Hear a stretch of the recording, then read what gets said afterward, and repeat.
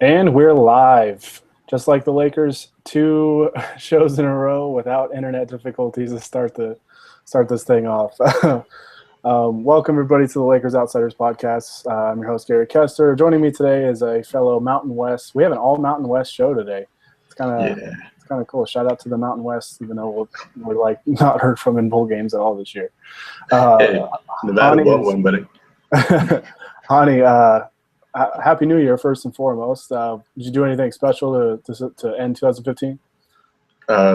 No, I watched the Lakers today to start 2016, and I think that's the most special thing that I could have done. Yeah, I guess that's a good word for it. It was special, so we'll leave it at that. All right, so the Lakers. Okay, we can go ahead and say it right now while it lasts. The Lakers are undefeated this year. Yes. So the year is only a day old, and the Lakers have played one game against the worst team in the league record-wise, but you got to start somewhere. So the Lakers beat the 76ers tonight by 9. They avenged their first loss to the Sixers earlier this season, which was the Sixers' first win.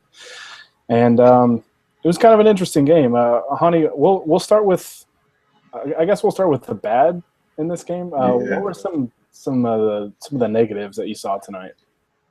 Just really ugly offense, both in terms of just making shots, but also the offense being maybe even more stagnant than usual, which is like it might be a factor of Kobe not playing, which for all his faults, he's been really good at getting the ball moving a little bit over the last couple of weeks. Yeah. So that might have been one of the reasons why, but yeah, overall the offense was just really gross.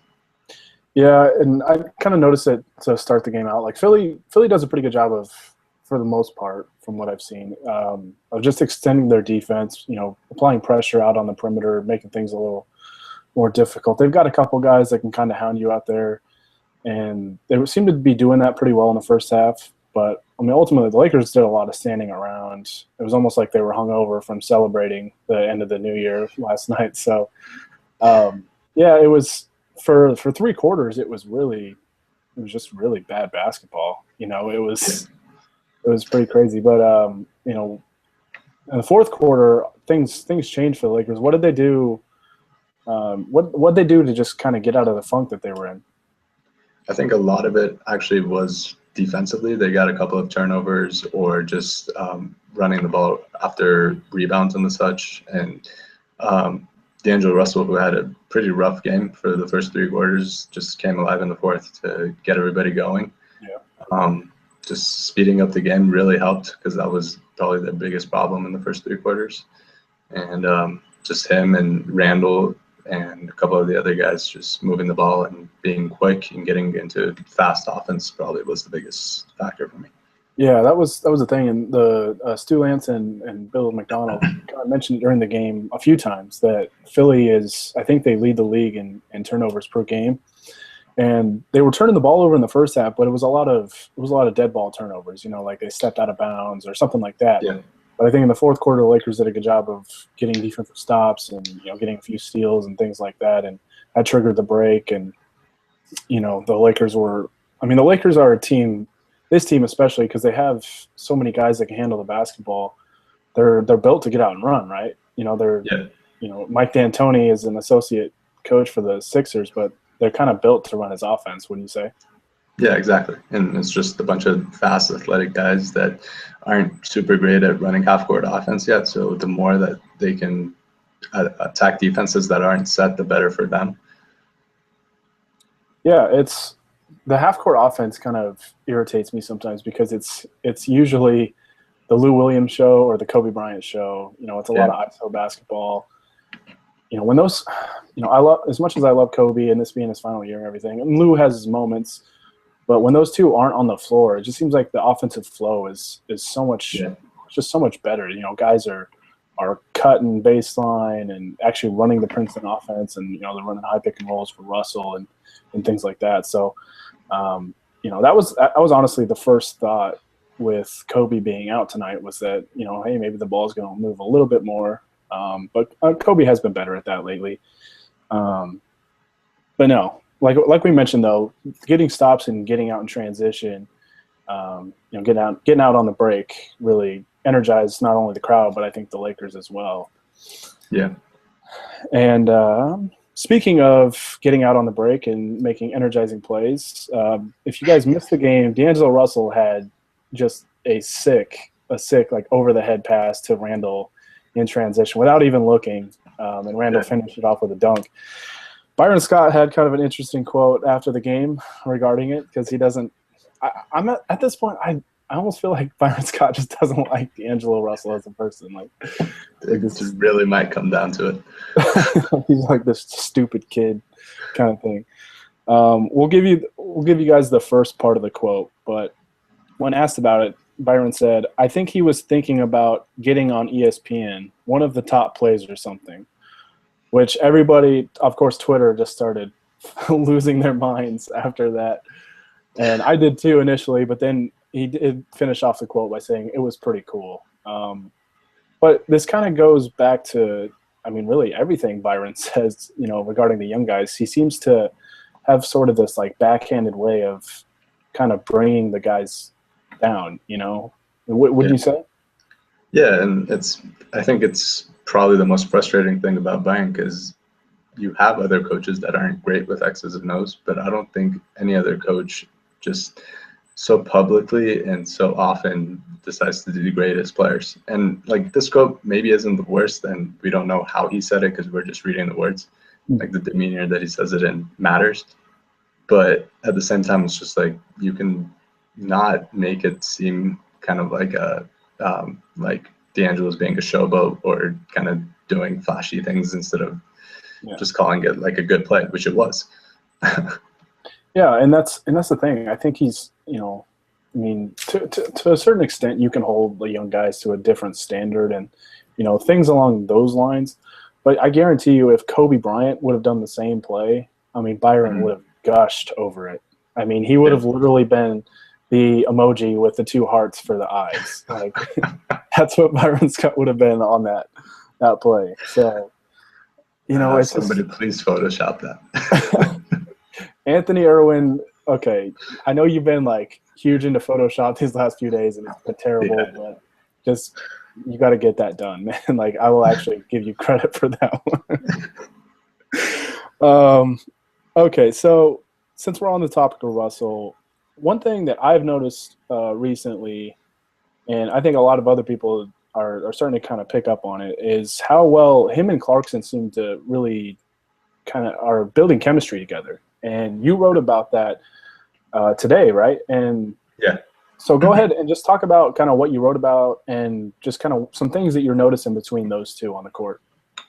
Yeah, so I mean, one of like the big storylines for the season so far has been, and really for like the Lakers' future, is whether or not Clarkson and Russell can play together, which I think is a valid question just because we kind of know them as more ball dominant guards. Both of them are kind of combo guards. So I decided to look through some numbers and just off the eye test as well, that Clarkson especially is doing a really good job of getting better playing off the ball. And he's been really good shooting off the catch. He's like catch and shoot shot has been really good. He's shooting the three better than he did last year.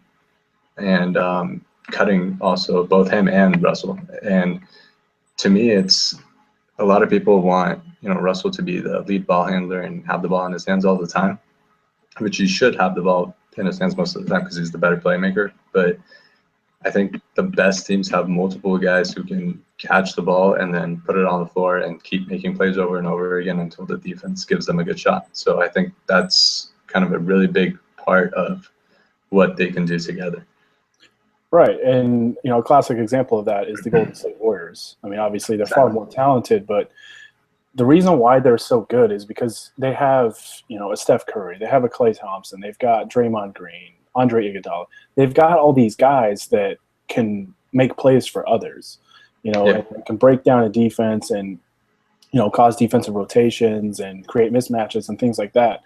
And that versatility is what makes them so good. Everybody, obviously, they point to the three-point shooting and the ball movement and stuff like that, but it's the versatility of their roster. Draymond Green can honestly play all five positions, Yeah. And his importance is I mean, he's crucial to that team's success, both offensively and defensively. So, just having those versatile players that are kind of interchangeable, like Clarkson and Russell are, will be, I think, will be instrumental in the Lakers' future. And Right. I think obviously it's going to take some time. It's going to take some time and repetition for them to kind of get used to everything that they do on the court. But they both seem to move really well without the basketball. I've noticed Russell doing that a lot more lately, where he's cutting back door when Clarkson drives and vice versa. So, having those two do things like that is key. Even though I would agree with you, I think Russell needs the ball in his hands more, because I think his point guard skills naturally are just better. Because Clarkson kind of sometimes can be a ball movement killer, because just kind of catch and dribble and try and do like an ISO or something like that. But no, I'm glad you mentioned kind of just the having multiple playmakers and kind of the importance that it has on the offense. So. Did you have anything else you wanted to add in terms of the fit between Russell and Clarkson, or anything on that subject? You mentioned about Russell being really good at moving off the ball. He really has been the best cutter on the team, which is kind of hilarious because he's the point guard and he should have the ball in his hands. But he's been really good, really most of all season, but even recently. And I put up a Vine in that article I wrote of Clarkson having the ball and getting deep into the paint, and then Russell just comes out of nowhere cutting and gets an easy layup. So I think those are the kind of plays that they can play together, and it shows that they should be able to coexist without much of a problem at all. Yeah, and they're both at least decent 3-point shooters, into where they can space the floor too. That if one breaks down the defense, they can kick it out to the other, and just things like that could make them a really dynamic duo. So. But no, those are all good points, and I think that's why just those two could be really exciting down the line. So I had something else I wanted to add, and then as I was blabbering, it just totally sailed out of my mind. So if I remember it, we'll come back to it. But all right. Okay, so we're gonna go ahead and transition into questions, and this first question is appropriate since this is one of the very rare occasions this year that the Laker fans in attendance were able to get tacos. The Lakers won and held their opponent under 100 points, which I think the latter is a bigger deal. But they were playing Philly after all. So our own Ryan Kellipier, who obviously has time to ask us questions but not come on the podcast, asked us soft or crunchy tacos. I gotta go with both, really. I really don't have a preference. I love both. I'd have to kind of agree with you. I do have a preference. I would say soft tacos.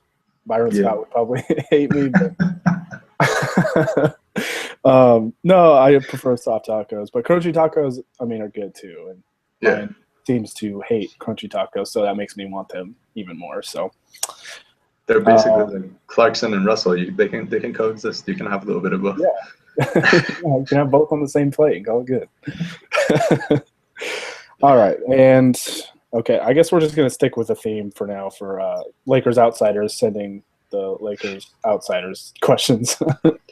Matt Vazine actually sent us a serious question, and he said, if you were the head coach, so basically if you were Byron, who would you have replaced Kobe with in the starting lineup tonight? And those of you that don't know, he replaced him with Anthony Brown at small forward. Yeah, I think I'm okay with Anthony Brown starting. I know a lot of people probably want D'Angelo, but putting D'Angelo in technically means that he's playing next to Clarkson and Lou Williams, so I don't think I want that. But Anthony Brown needs minutes, and why not just throw him into the starting lineup? And he fits pretty well with those guys, so why not? Yeah, I agree with you on that. If I had the choice, I would have Lou Williams be the sixth man and start D'Angelo Russell and then throw in Anthony Brown with him. Yeah. But if I had to just choose just one person, I would tend to agree. I'd rather just have Anthony Brown out there just because, he's a guy that's not going to get in the way offensively. He's going to stand out on the three-point line and space the floor because he can shoot, and he's a decent defender. And you want to get him those minutes because he's kind of been back and forth between the Lakers and the D League this year. So getting him those minutes on the court that's important. So, Yeah. All right, we have one more question, I think, from fellow outsiders, and this is from Kyle. So he asks, how awesome are chicken tacos? I guess we're back on the taco subject. On a scale of Byron Scott to the 2010 finals. Oh man. I'll I'll put them at Kobe's 62 3/4. Wow. That's at about the high. Not quite the championship level, but pretty good. I don't think I don't remember the last time I had chicken tacos, to be completely honest. Yeah, Man. I mean, beef is the way to go. I'm trying to think of like a middle ground, but Mark Madsen. Mark Madsen dancing, like that was a good time. So we'll go with that. Mark Madsen dancing is the equivalent to chicken tacos and how good they are. If we don't get a chicken taco sponsor after that, I mean, we might just have to shut down this site. Maybe we can get a endorsement from Jack in the Box. Oh, shout out to Billy McDonald and the way he awkwardly pronounces sponsors. Oh, man. Okay, so we're going to transition to a serious question here. And this is about the Philadelphia 76ers, since, I guess, the Lakers played them tonight. And the question comes from – I didn't even write it down, so sorry. I didn't write down who it came from. Do you like the front court of Jahlil Okafor and Nerlens Noel together? Not really, no. I don't – I mean, obviously they can get better, but I don't think they work very well together because, like, Noel needs a lot of spacing around him because all he does is roll to the rim and dunk, and you can't do anything else. And Okafor doesn't shoot, and I mean, there's other problems with Okafor too. He can't defend or anything. But overall, I don't think I really like them playing next to each other enough.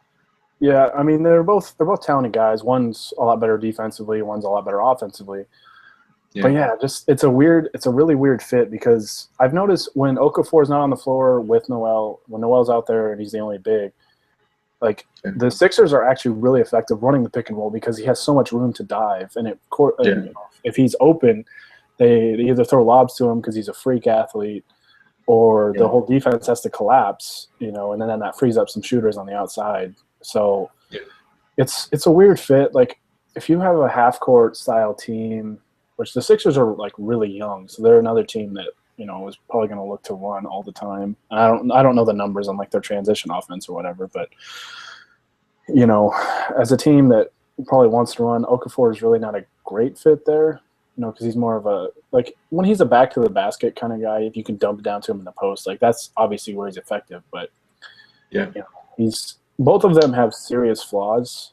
Noel's is really offensive, his offensive game, while Okafor defensively, he has a long way to go. So yeah, it's a weird fit. They're talented, I'll give them that, but it's a really weird fit. So the weird thing is the guy that can play with both of them is Joel Embiid. Like if he can get healthy, I think he can play with both of those guys, no problem. Yeah, and it's weird that they have Embiid kind of waiting to recover from his latest injury, and they have Dario Saric, overseas, press to come over. And I forget about him every time. Yeah, and then it's like if they get the number one pick, they can draft Ben Simmons, and it's like how many front court players do you need? So that's kind of. Apparently, Embiid shoots standstill threes during warm-ups now, so he can probably play a shooting guard for him. There you go. Honestly, they probably have to have Ben Simmons just run point guard. Yeah, if they have him. I mean, he's a great passer and playmaker. So he'd be the best point guard on the roster. Oh, come on, man. Ish Smith. Ish Smith was really bad tonight. Obviously, Sam Hinkie got a hold of him before the game. No more of that Ish.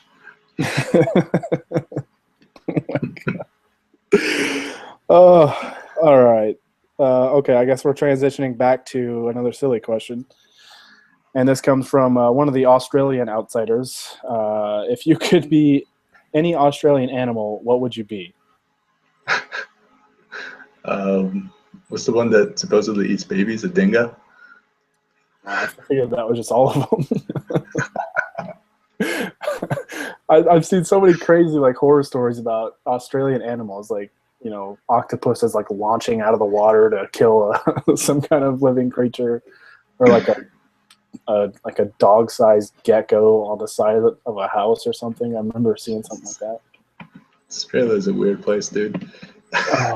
Like I used to want to go to Australia until I heard all these stories. It's like, Yeah, I do value my scary. life a little bit, so I kind of want to avoid that area.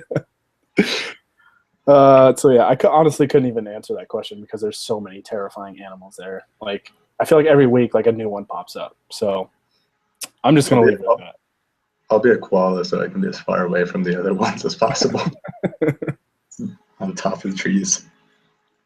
Okay, I guess I'd be a kangaroo just because if you remember the Super Bowl last year and that avocados from Mexico commercial, they did like the animal all-time draft or whatever.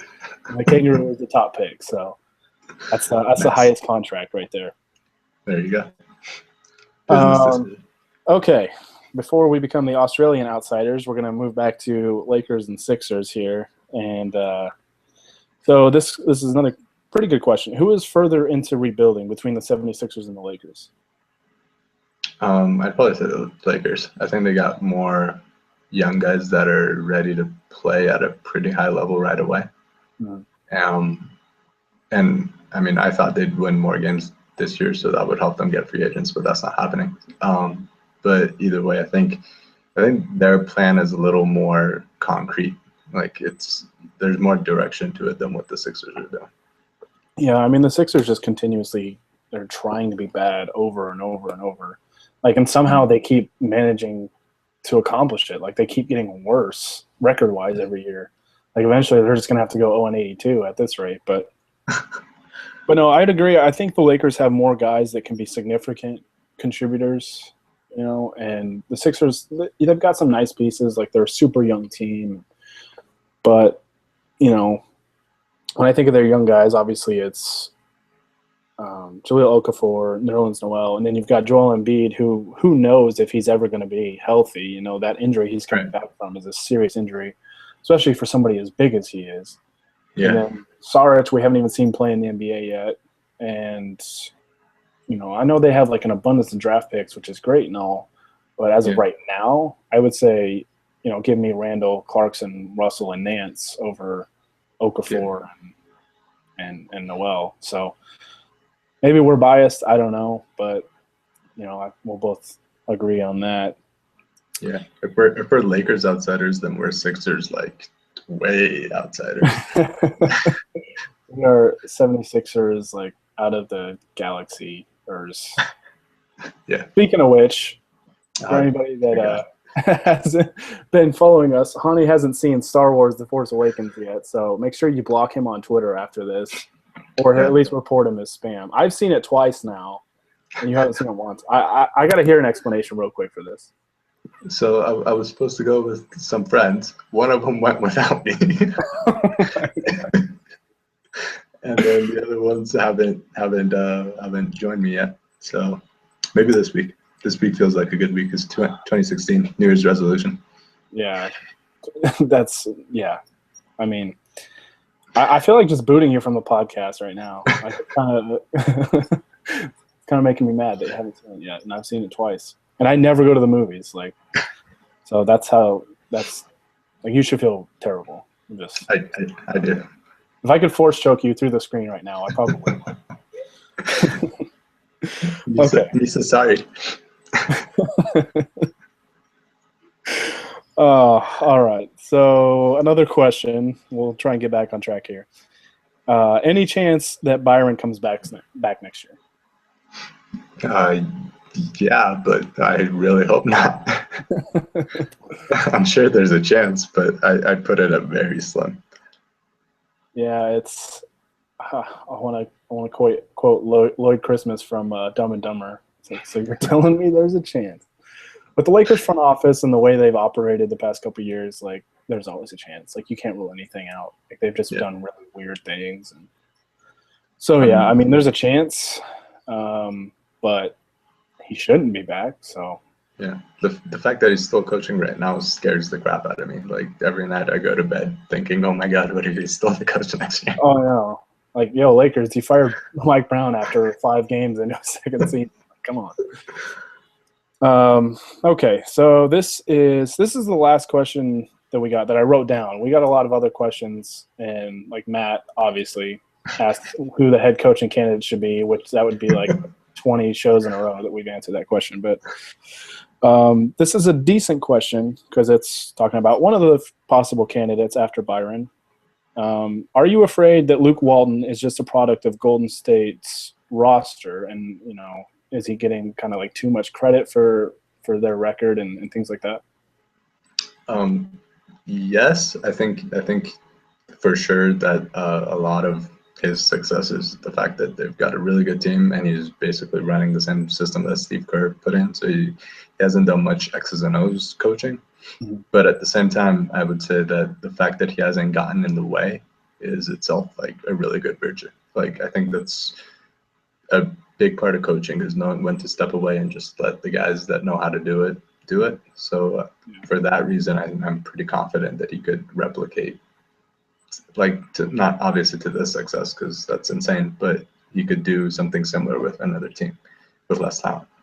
Yeah, and that's a valid concern is that he's just kind of a product of a super talented roster, but at the same time, I mean, they're coming off of a championship, and to get a team to stay like as motivated as they are and to be this good coming off of a championship, because, the Lakers have, suffered from like championship hangovers for like the early stages in the season and then like eventually recovered. But that happens all the time where teams are just kind of nonchalant after they win a title until they kind of struggle early in the season, then they get it going. But this team was just, they came out guns blazing right out of the gate. Yeah. And, under Luke Walton, they've gone to another level, which is really impressive because they were, a 65, 67 win team last year or whatever it was.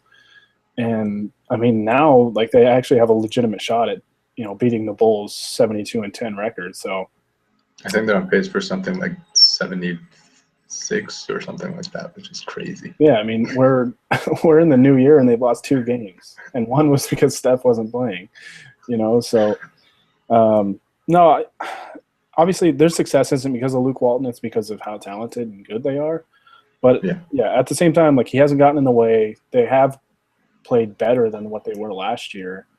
Mm-hmm. And, when you watch him play, he's made, like, really good in-game adjustments and things like that, like certain, like, roster substitutions. And I think, you got to give him some credit for keeping them motivated coming off of a title and just staying hungry and, giving them something to kind of to strive for. So, but no, that's definitely a valid concern. But I'll take my chances if he was the Lakers head coach. So yeah, for sure. All right, that's gonna do it for our questions. Do you have anything else you wanted to touch on before we sign off? Don't think so. I'm gonna try to watch Star Wars sometime soon. Yeah, like in the next 24 hours. No, probably not. I might not bring you back on the podcast until you go see it. So good thing they don't have a game until Sunday. You got 48 hours, man. Figure it out. All right. Yeah, that's going to do it for us. Thanks for everybody that sent us questions. Thanks for those of you guys that followed along and dealt with us talking about tacos, kangaroos, Star Wars, Australia, all that stuff. And hey, technically, tacos have like a pouch, like kangaroos. Just random thought. We gotta sign off before this gets even worse. This is approaching Anthony Irwin levels of Anthony Irwin's puns levels of bad. So that's gonna do it for us. Thanks everybody for tuning in, and I will say, may the force be with you.